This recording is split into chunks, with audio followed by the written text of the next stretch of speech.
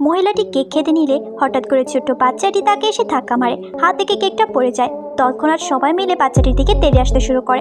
তখনই পাশে থাকা আরেকটি মহিলা কেক খেয়ে মাটিতে লুটিয়ে পড়ে। সবাই বুঝতে পারে কেকের মধ্যে বিষ মেশানো আছে। মহিলাটি হাঁটু গেড়ে বাচ্চাটিকে জিজ্ঞেস করে সে এই চিরন্তন সত্য কি করে জানলো। বাচ্চাটি জানায় সে ভবিষ্যৎ দেখতে পারে, কিন্তু তার ভাগ্য এতটাও ভালো নয়। সে ছোট থাকতেই তার বাবা মা মারা যায়। তারপর সে খালামণির কাছে থাকতে শুরু করে, কিন্তু তার খালামণি তাকে একদমই সহ্য করতে পারে না। তারা মনে করে সে তাদের পরিবারের দুর্ভাগ্য বয়ে নিয়ে যাবে, কিন্তু মেয়েটি তাদের সৌভাগ্যের কারণ ছিল। একদিন তার খালামণি তাকে মিথ্যা অপবাদ দিয়ে বাড়ি থেকে মেরে বের করে দেয়। বাচ্চাটি রাস্তা দিয়ে হাঁটতে নিলে হঠাৎ অজ্ঞান হয়ে পড়ে যায়।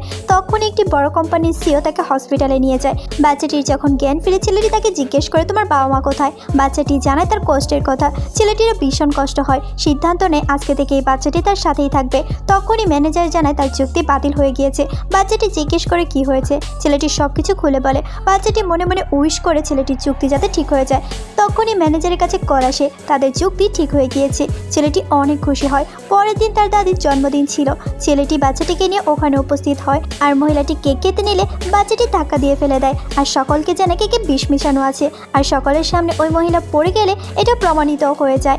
মহিলাটি খুশি হয়ে তার গলায় থাকা হারটি বাচ্চাটিকে উপহার দেয়। তখনই আমরা দেখি ওই অনুষ্ঠানে উপস্থিত ছিল বাচ্চাটির খালামণি। সে তো ওই বাচ্চাটিকে দেখে ভীষণ রাগান্বিত হয়, আর তার হাতে ওই হারটি দেখে মনে করে বাচ্চাটি এটা চুরি করেছে। সে এটা নিয়ে ওই মহিলার কাছে যায়। মহিলাটি এটা দেখে ভীষণ রাগান্বিত হয়। দেখা যায় তার বডিগার্ডকে বলে এই মহিলাটিকে বাইরে বের করে দাও। মহিলাটি তৎক্ষণাৎ সকলের উদ্দেশ্য করে বলে আজকে থেকে এই বাচ্চাটিই হবে তার ভবিষ্যতের উত্তরসূরি।